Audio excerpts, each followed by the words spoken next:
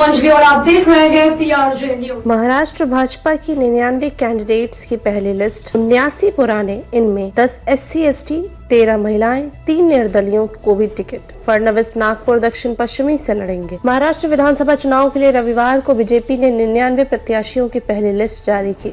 इनमें 6 सीटों पर ST और 4 सीटों पर SC के लिए है। वहीं 13 सीटों पर महिलाओं को टिकट दिया गया है। 10 उम्मीदवार पहली बार चुनाव लड़ेंगे। मौजूदा 3 निर्दलीय विधायकों को भी भाजपा ने टिकट दिया है।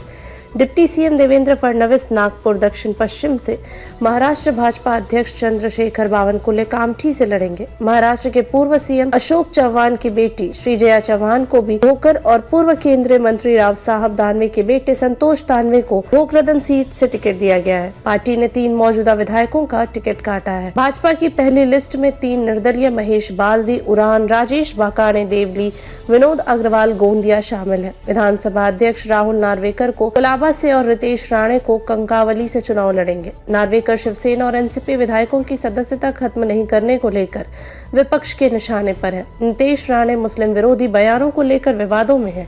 इसके अलावा पूर्व मुख्यमंत्री पृथ्वीराज चौहान की सीट कराड़ दक्षिण से अतुल भोसले को और छत्रपति शिवाजी महाराज के वंशज शिवेंद्र राजे भोसले को सातार से उम्मीदवार बनाया गया है। महाराष्ट्र विधानसभा का कार्यकाल 26 नवंबर को 2024 को खत्म हो रहा है। महाराष्ट्र में महायुति यानी शिवसेना, भाजपा और NCP अजित पवार गुट की सरकार है। एंटी इनकम्बेंसी और 6 बड़ी पार्टियों के बीच बंटने वाले वोट को साधना पार्टी के लिए बड़ी चुनौती होगी। 2024 लोकसभा चुनाव में महाराष्ट्र की 48 सीटों में इंडी गठबंधन को 30 और NDA को 17 सीटें मिली। इसमें बीजेपी को 9, शिवसेना को 7 और NCP को सिर्फ 1 सीट मिली।